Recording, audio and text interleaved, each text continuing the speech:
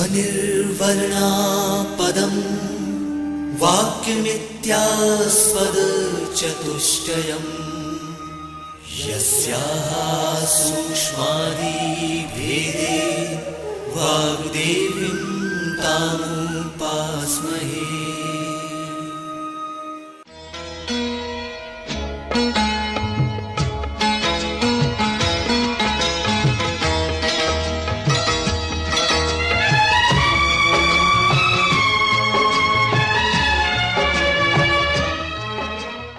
मध्य प्रदेश भोज मुक्त विश्वविद्यालय का इलेक्ट्रॉनिक माध्यम निर्माण और शोध केंद्र EMPRC प्रस्तुत करता है प्रबंधन विषय पर आधारित ध्वनि कार्यक्रम अभिवृत्ति।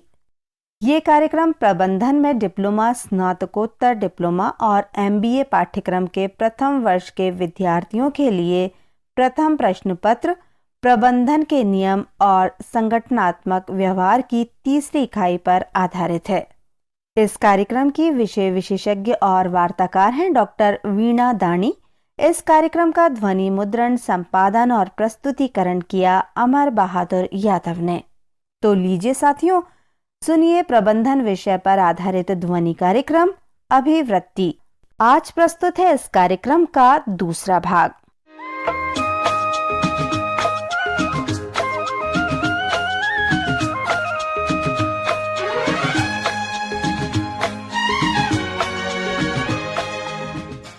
नमस्कार छात्रों, हम लोग इसके पहले भी चर्चा कर चुके हैं अभिवृत्ति इस विषय के बारे में, और अभिवृत्ति विषय का पहला भाग आप सुन चुके हैं। अब हम उसी के कंटिन्यूएशन में ये भाग 2 इसकी चर्चा हम कर रहे हैं। प्रबंधन में डिप्लोमा, प्रबंधन के नियम तथा संगठनात्मक व्यवहार, यहाँ प्रथम प्रश्न पत्र है और उसी के अंतर्गत जो तृतीय इकाई है उसमें अभिवृत्ति विषय दिया हुआ है।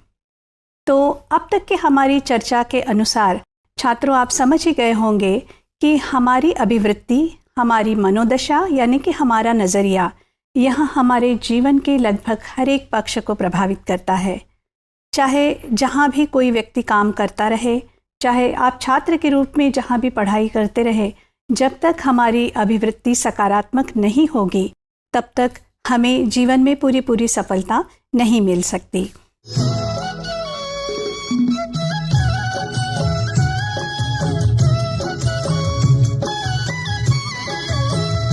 तो इस चर्चा सत्र के जो उद्देश्य हैं वो देखें।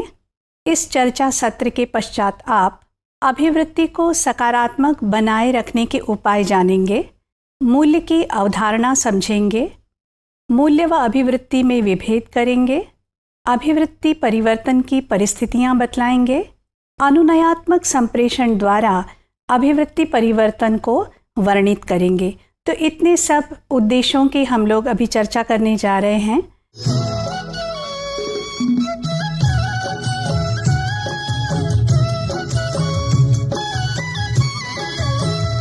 अब प्रश्न ये उठता है कि क्या हमारी अभिवृत्ति सदैव सकारात्मक बनी रह सकती है? थोड़ा सा छात्रों में आप लोगों को याद दिलाना चाहती हूँ। हमारी अभिवृत्ति भाग 1 की चर्चा में हम लोगों ने यहाँ तक चर्चा की थी कि नकारात्मक अभिवृत्ति के क्या बुरे परिणाम हो सकते हैं और सकारात्मक अभिवृत्ति को बनाए रखने से किस प्रकार हम अपने जीवन में अपने लक्ष्य तक आगे बढ़ सकते हैं। किंतु बहुत बार जब मेरी चर्चा अपने साथियों से होती है तो वो ये प्रश्न पूछते हैं, और आपके मन में भी ये प्रश्न बना रह सकता है कि हम अपनी अभिवृत्ति को हमेशा सकारात्मक कैसे बनाएं, क्योंकि बहुत सी परिस्थितियां ऐसी है जो कि हमारी अभिवृत्ति को सकारात्मक बने रहने नहीं देती। तो इसको हम संक्षेप में यूँ कहें कि हमारी अभिवृत्ति या मनोदशा को प्रभावित करने वाले कारक 2 प्रकार के होते हैं। एक है नियंत्रण के अधीन और दूसरा है हमारी नियंत्रण से बाहर। कोई भी घटना जब घटित होती है तो निश्चित रूप से कुछ कारक ऐसे होते हैं जो कि हमारे बस में नहीं है, हमारे नियंत्रण में नहीं है, और उन्होंने भी उस घटना को घटित होने में मदद की है। किंतु कुछ कारक ऐसे होते हैं जो नियंत्रण के अधीन होते हैं, जो हमारे बस में होते हैं। ये कोटेशन मैंने एक जगह पढ़ा इसको मैं आप लोगों को भी सुनाना चाहती हूँ। What happens around us is largely outside our control. जो कुछ भी हमारे आसपास घटित होता है वह मुख्यतः हमारे नियंत्रण के बाहर ही होता है। But the way we choose to react is not. किंतु उस घटना के प्रति हम कैसी प्रतिक्रिया करते हैं वह हमारे हाथ में है, क्योंकि उसका हम चयन कर सकते हैं। उसको हम चुन सकते हैं कि उस घटना के प्रति हमें किस प्रकार की प्रतिक्रिया करनी है। जो कारक नियंत्रण से बाहर हैं उन्हें हम स्वीकार करेंगे तो इससे जाने अनजाने हमें ही लाभ होगा, क्योंकि ऐसी बात है छात्रों कि जो कारक हमारे बस में नहीं है उन्हें हम क्या करें बताइए। बेहतर यही है कि उन्हें हम स्वीकार कर लें।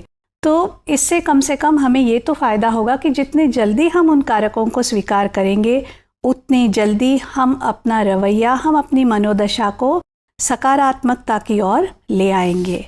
मित्रों देखिए, ये एक कार्टून जो मैंने देखा था मैं आप लोगों के लिए भी लाई हूँ। इसमें आप देख रहे हैं एक मैग्नीफाइंग ग्लास है। ये जो मैग्नीफाइंग ग्लास है इसके ज़रिए हम चीज़ों को देखें। आपके मन में सवाल उठ रहा है, भला कैसे मैग्नीफाइंग ग्लास से हम चीज़ों को देखें? देखिए, हर परिस्थिति के दो पहलू होते हैं। जब भी कोई घटना घटित होती है उसका जो सकारात्मक पहलू है उसको हम मैग्नीफाई करें, उसको हम मैग्नीफाइंग ग्लास से देखें, और उसका जो नकारात्मक पहलू है उसको हम मैग्नीफाइंग ग्लास की उल्टी तरफ से यानी माइक्रो लेवल से देखेंगे तो उसकी जो नकारात्मकता है वो हमें कम दिखाई देगी, और सकारात्मकता जो है वो जब बड़े दृष्टिपटल पर दिखाई देगी, बड़े रूप में दिखाई देगी, तो वो निश्चित रूप से हमारे ऊपर अधिक सकारात्मक प्रभाव डालेगी। तो मित्रों, ये है जीवन में सकारात्मक नज़रिया बनाने का राज।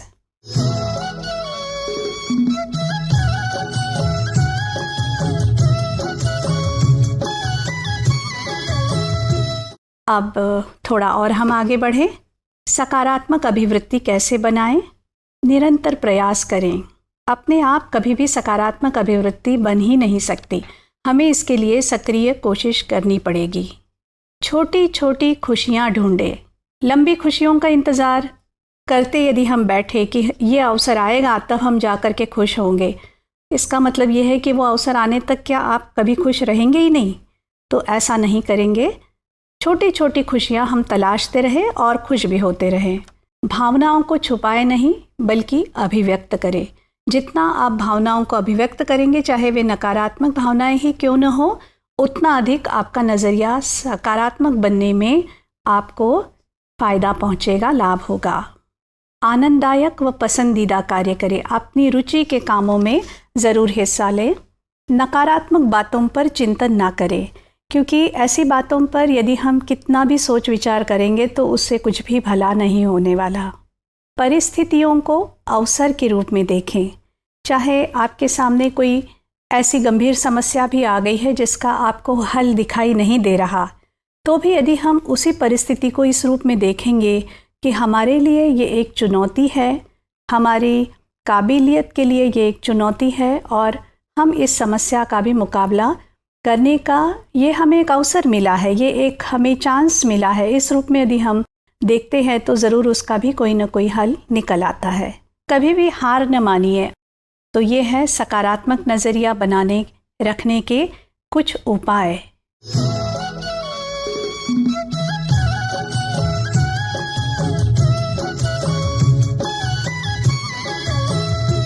अब आपके सामने शायद ये प्रश्न भी उपस्थित हो रहा होगा कि अभिवृत्ति के बारे में तो आपने जान लिया, समझ लिया, पर अभिवृत्ति और मूल्य ये दोनों क्या एक ही है या इन दोनों में कोई अंतर भी है? ये समझना अपने लिए बहुत ज़रूरी भी है कि मूल्य क्या है। तो वहाँ हम अभी चर्चा करने जा रहे हैं मूल्य के बारे में, लेकिन अभिवृत्ति से संबंधित मुझे लगता है कुछ प्रश्नों को हम पहले थोड़ा सा रिवाइज कर ले तो बहुत अच्छा होगा। दोस्तों, आपसे ये प्रश्न मैं पूछना चाहती हूँ, आप भी इनके उत्तर ढूंढ के रखें, क्योंकि वे उत्तर अभी तक हमने जितनी चर्चा की है उसी से संदर्भित है, उसी के बारे में है। अभिवृत्ति कितने प्रकार की होती है? अभिवृत्ति के विभिन्न पक्ष क्या है? अभिवृत्ति निर्माण के कारक कौन से हैं? क्या अभिवृत्ति उपलब्धि को प्रभावित करती है? सकारात्मक अभिवृत्ति के क्या लाभ हैं? और अभिवृत्ति को हम सकारात्मक कैसे बनाएं?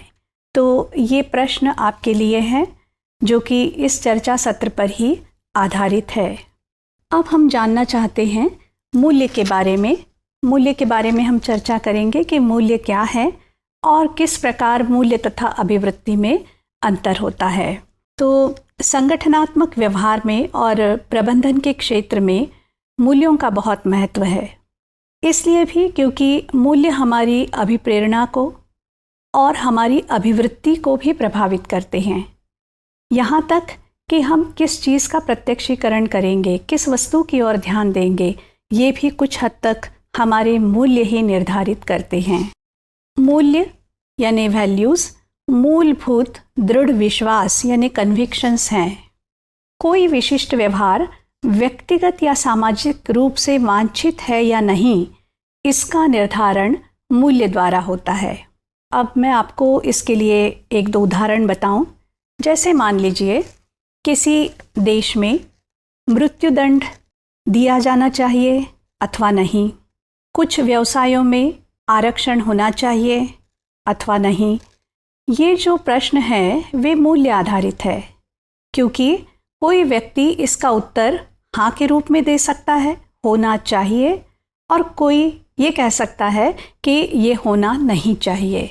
तो इसीलिए मैंने कहा कि मूल्य होते हैं व्यक्तिगत या सामाजिक रूप से वांछित व्यवहार के बारे में, और ये व्यक्ति का अपना खुद का नज़रिया हो सकता है।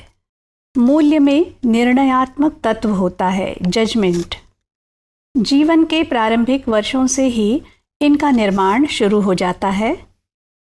मूल्यों को हमारे परिवार के सदस्य, शिक्षक, मित्र समूह व अन्य लोग भी प्रभावित करते हैं। मूल्य अपेक्षाकृत स्थायी होते हैं। एक बार जो हमारे जीवन मूल्य बन जाते हैं वे बार बार बहुत जल्दी नहीं बदलते। मूल्य हमारी अभिवृत्ति, प्रत्यक्षीकरण व प्रेरणा को प्रभावित करते हैं। आइए अब हम जानें कि अभिवृत्ति व मूल्य में क्या अंतर है।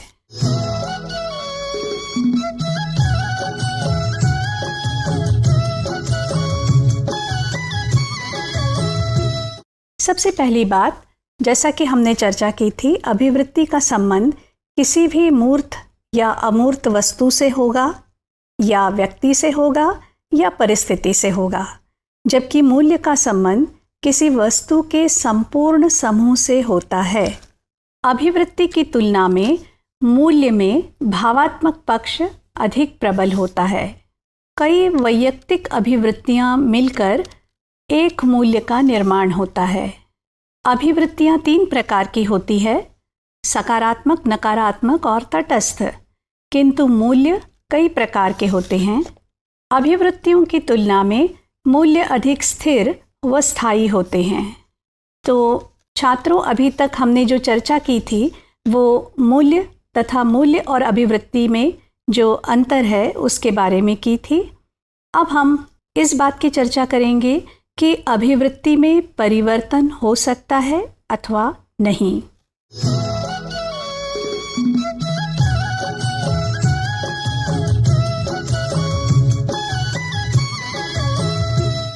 अब अभिवृत्ति परिवर्तन एक ऐसा विषय है जो कि वर्तमान समय में, यदि हम प्रबंधन के क्षेत्र में चाहे जो भी वर्कशॉप्स देख लें, चाहे जो भी संगोष्ठियां देख लें, उनमें बहुतायत से ये एक मुद्दा हमें देखने को मिलता है कि अभिवृत्ति परिवर्तन क्या संभव है, यदि संभव है तो किस प्रकार अभिवृत्ति में परिवर्तन होता है।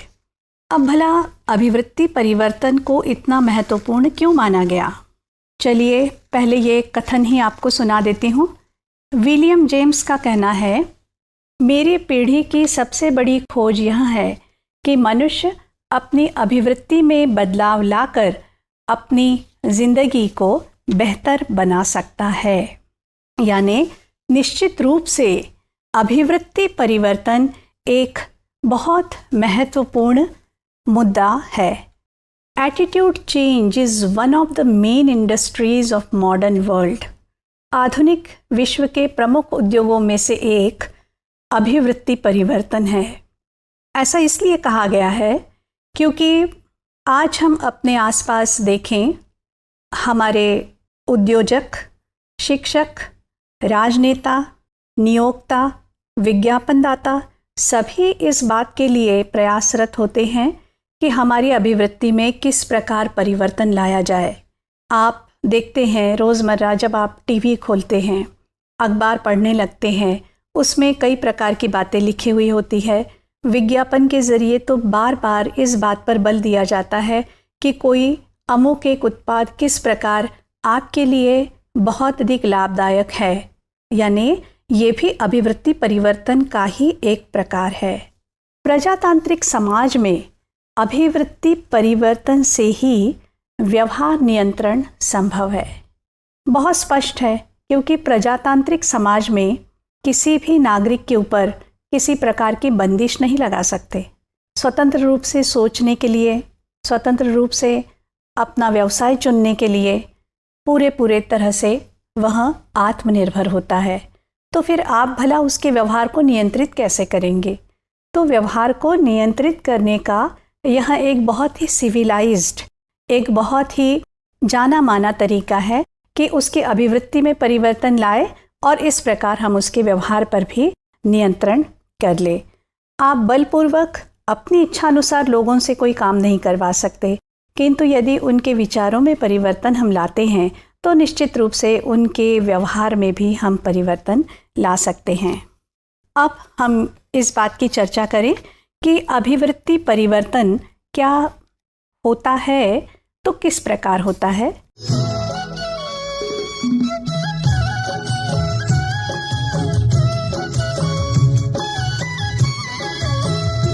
परिवर्तन दो प्रकार के हो सकते हैं। पहला होता है संगत यानी कॉन्ग्रुएंट, कॉन्ग्रुएंट चेंज। इसका मतलब है कि किसी वस्तु के बारे में जब आपकी अभिवृत्ति सकारात्मक है तो वो और अधिक सकारात्मक हो जाए। जैसे उदाहरण के तौर पर मैं आपको बताऊं, आपका कोई मित्र है, आप उसको चाहते हैं, निश्चित रूप से आपकी अभिवृत्ति उसके प्रति सकारात्मक है। अब आपके सामने कोई ऐसी गंभीर समस्या आ गई थी जिसमें आपके मित्र ने ही आपकी बहुत मदद की, तो आपकी सकारात्मक अभिवृत्ति थी जो अब और अधिक सकारात्मक बन जाएगी। तो इसको हम कहेंगे संगत परिवर्तन। यह परिवर्तन एक और प्रकार का भी हो सकता है कि जैसे मान लीजिए पहले से हमारी अभिवृत्ति नकारात्मक है और वो नकारात्मक से और अधिक नकारात्मक हो जाए, तो ये दोनों है संगत परिवर्तन। दूसरा प्रकार होता है असंगत, इनकॉन्ग्रुएंट चेंज। जब हमारी सकारात्मक अभिवृत्ति है किसी वस्तु के बारे में, व्यक्ति के बारे में, परिस्थिति के बारे में, और वहाँ सकारात्मक अभिवृत्ति जब नकारात्मक अभिवृत्ति में बदल जाए, अथवा नकारात्मक अभिवृत्ति जब सकारात्मक अभिवृत्ति में परिवर्तित हो जाती है, तब भी ये असंगत परिवर्तन होता है। आपको यहाँ एक बात और बता दूं कि संगत परिवर्तन लाना अपेक्षाकृत आसान होता है, जहाँ की पहले से सकारात्मक अभिवृत्ति है या नकारात्मक है, किंतु उसी दिशा में आगे आपने अधिक सकारात्मक अथवा अधिक नकारात्मक अभिवृत्ति को बना लिया। किंतु असंगत परिवर्तन लाना अपेक्षाकृत कठिन होता है।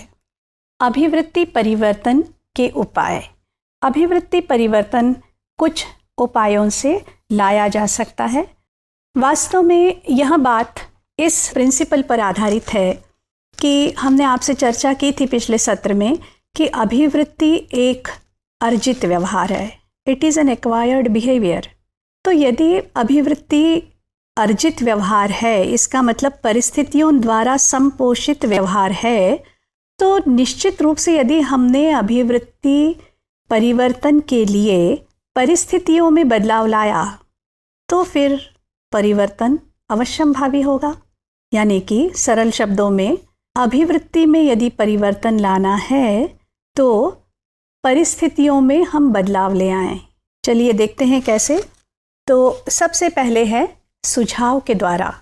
सुझाव के द्वारा अभिवृत्ति में परिवर्तन एक बहुत ही आम उपाय है। इसका आप हम सब उपयोग करते हैं। जैसे कि कई बार उसी व्यवहार या विचार को हम बार बार प्रस्तुत करते हैं जिससे हमें वह व्यवहार या विचार मनवाना हो। जैसे हम कहते हैं क्यों ना हम ऐसा कर लें, कि हमारी मंशा है कि वो व्यवहार वैसा हो जाए, तो हम उस व्यक्ति को ये सुझाव देते हैं जिससे हम वांछित व्यवहार चाह रहे हैं, उससे हम ये कहते हैं कि चलिए क्यों ना हम इस प्रकार का व्यवहार कर ले। तो ये एक सजेशन, एक तरीका हुआ। दूसरा उपाय है अनुरूपता, कन्फॉर्मिटी। क्योंकि व्यक्ति समाज में रहता है और समाज में रहने के कारण हम अपने समूह को फॉलो करते हैं, समूह के विचारों का हम अनुगमन करते हैं। ये व्यक्ति की एक सामाजिक प्रवृत्ति है। अब उसके कई कारण होते हैं। यदि हम समूह के अनुरूप अपना व्यवहार नहीं रखेंगे तो समूह से बाहर हमें निकलना पड़ेगा, जो कि हम नहीं चाहेंगे। तो यदि अभिवृत्ति में परिवर्तन लाना है तो हम जिस समूह को बिलोंग करते हैं, जिस समूह से संबंध रखते हैं, उस समूह के सभी सदस्यों का व्यवहार जैसा है वैसा ही व्यवहार हमको करना पड़ेगा। यानी कि समूह के अनुरूप हमें अपनी अभिवृत्ति में परिवर्तन लाना होगा। ये भी एक उपाय है जो कि बहुतायत से इस्तेमाल किया जाता है। तीसरा उपाय है ग्रुप डिस्कशंस, सामूहिक परिचर्चा। देखते हैं कि जो सामूहिक परिचर्चा वाली स्थिति है, ग्रुप डिस्कशंस, उसमें अभिवृत्ति में परिवर्तन जल्दी होता है। क्योंकि जब पूरा समूह किसी एक विषय के बारे में गहन चर्चा करता है तब उसमें उस विषय से संबंधित सभी कारक, सभी तत्व आ जाते हैं और कई बार व्यक्ति अभिवृत्ति में परिवर्तन भी कर लेता है। इसमें अगला और आखिरी बिंदु है गहन शिक्षा दीक्षा, इंटेंस इंडॉक्ट्राइनेशन।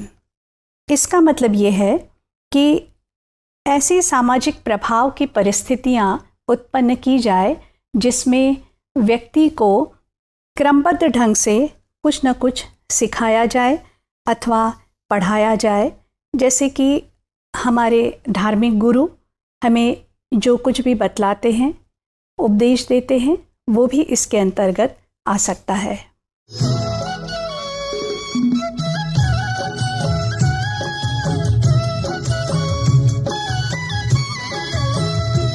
अब आगे हम आपसे चर्चा करने जा रहे हैं अनुनयात्मक संप्रेषण के द्वारा अभिवृत्ति परिवर्तन कैसे होता है।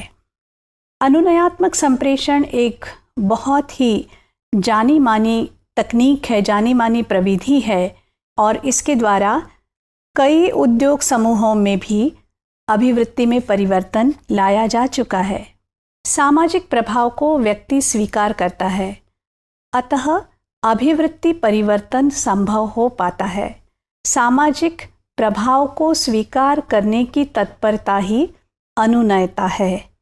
तो जो बात हमको मनवानी है, व्यक्ति के अभिवृत्ति में, विचारों में जिस प्रकार का परिवर्तन लाना है, उसको किस प्रकार से व्यक्ति के सामने प्रस्तुत किया जाए, वो सभी बातें अनुनयात्मक संप्रेषण के अंतर्गत आती हैं।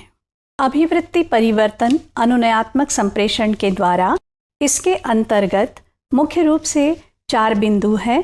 पहला, संदेशदाता की विशेषताएं। दूसरा, संदेश की विशेषताएं।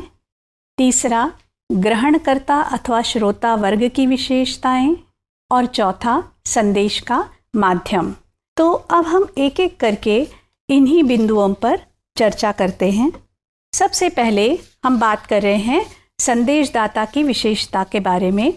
संदेशदाता की विशेषताओं को हम मुख्य रूप से कुछ बिंदुओं में रख सकते हैं। सबसे पहले मैं आपको बताना चाह रही हूँ कौशल।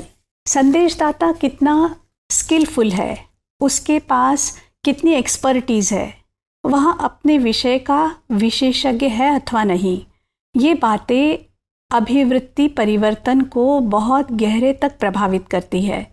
एक अध्ययन इस पर हुआ था जो मैं आपको बताना चाह रही हूँ। होवलैंड और विस, ये 2 समाज मनोवैज्ञानिक हैं, उन्होंने ये प्रयोग किया था जिसमें उन्होंने छात्रों के 2 समूह बनाए।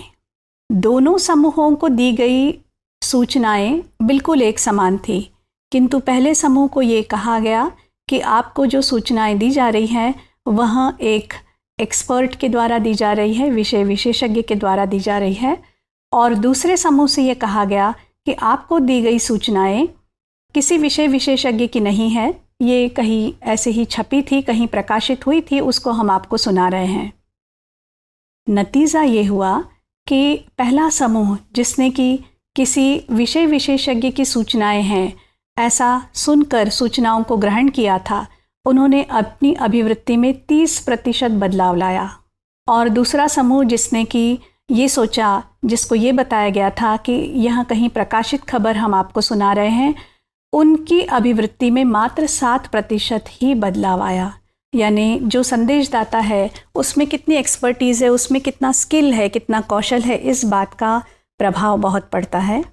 दूसरी बात, आकर्षक व्यक्तित्व। आकर्षक व्यक्तित्व का व्यक्ति जब कोई बात हमारे सामने रखता है तो उसकी बात पर गौर किया जाता है।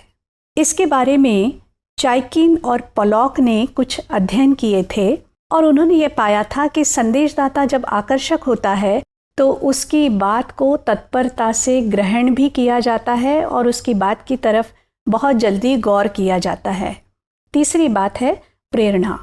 क्या संदेशदाता जो बातें बता रहा है, कम्युनिकेटर जो बातें हमारे सामने रख रहा है, क्या वो इतने अच्छे ढंग से रख रहा है कि लोगों को प्रेरित कर सके? लोगों की मनोवृत्ति बदलने के लिए सबसे पहले तो उन्हें प्रेरित करना होगा। तो जो संदेशदाता प्रेरणा ला पाते हैं वे बहुत अच्छी तरह लोगों के मनोवृत्ति में परिवर्तन कर लेते हैं। दूसरी बात है संदेश की विशेषताएं। जो संदेश है वह संदेश किस प्रकार दिया जा रहा है, यह बात भी बहुत अधिक महत्वपूर्ण है। इसमें एक बिंदु आपके सामने रखना चाहती हूँ, एक पक्षीय व उभय पक्षीय दलील। कई बार ये देखा गया है कि जब संदेश का सिर्फ एक एस्पेक्ट बताया जाता है तो लोग उस संदेश को स्वीकार नहीं करते, क्योंकि उन्हें ये महसूस होता है कि इसमें ज़रूर संप्रेषणकर्ता का कोई लाभ छिपा है। इसलिए जब कोई भी किसी भी पक्ष, किसी भी वस्तु के बारे में हमें कुछ संदेश देना है तो उसके फॉर और अगेंस्ट, उसके लाभ और हानिप्रद दोनों पक्षों को देने से उसे जल्दी स्वीकार किया जाता है। भयोत्पादकता। कई बार संदेश ऐसा भी होना ज़रूरी होता है जो कि लोगों में भय को उत्पन्न कर सके। जब भय को उत्पन्न करने वाला कोई भी संदेश दिया जाता है और साथ में उस भय को कम करने का उपाय भी बताया जाता है तो इसको लोग स्वीकार करते हैं। इसका मैं आपको एक उदाहरण बताती हूँ। शासन के द्वारा समय समय पर की जाने वाली अपील कि सिगरेट पीना स्वास्थ्य के लिए हानिकारक है या बढ़ती हुई जनसंख्या के बारे में सचेत करने के लिए जो भी विज्ञापन आते हैं उनमें अक्सर भय उत्पन्न करने वाली परिस्थितियां दिखाई जाती है ताकि उस संदेश की तरफ लोग ध्यान दें। प्राथमिकता का प्रभाव। जो बात हमारे सामने सबसे पहले लाई गई है उस बात की तरफ हम बहुत अधिक ध्यान देते हैं। आवृत्ति यानी बारंबारता। बार बार जो बातें हमारे सामने दी जाए, जैसे विज्ञापन बार बार उपस्थित होते हैं तो हम उनकी तरफ अधिक ध्यान देते हैं। श्रोता वर्ग की भी कुछ विशेषताएं हैं, जैसे जब हम बात कर रहे हैं तो श्रोता की मानसिक स्थिति कैसी है, उसका बौद्धिक स्तर कैसा है, उसकी उम्र क्या है और हम जो बात कह रहे हैं उसमें श्रोता सक्रिय रूप से सम्मिलित है अथवा नहीं। तो संदेश का माध्यम भी इसमें बहुत अधिक महत्व रखता है।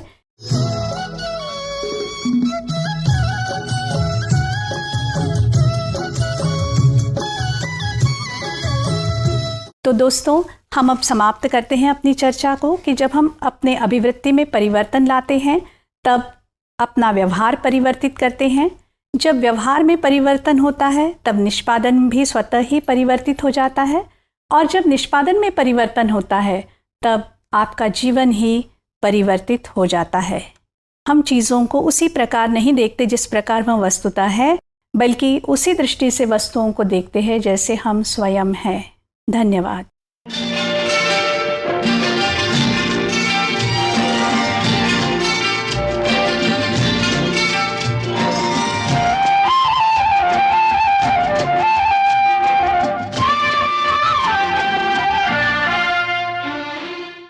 अभी आप सुन रहे थे प्रबंधन विषय पर आधारित ध्वनि कार्यक्रम अभिवृत्ति। आज आपने इस कार्यक्रम का दूसरा भाग सुना। इस कार्यक्रम की विषय विशेषज्ञ और वार्ताकार थी डॉक्टर वीणा दानी, निवेदिका फरनाज हसन। इस कार्यक्रम का संपादन और प्रस्तुतिकरण किया अमर बहादुर यादव ने। ये कार्यक्रम NITTTR भोपाल के सहयोग से मध्य प्रदेश भोज मुक्त विश्वविद्यालय के इलेक्ट्रॉनिक माध्यम निर्माण और शोध केंद्र EMPRC द्वारा निर्मित किया गया।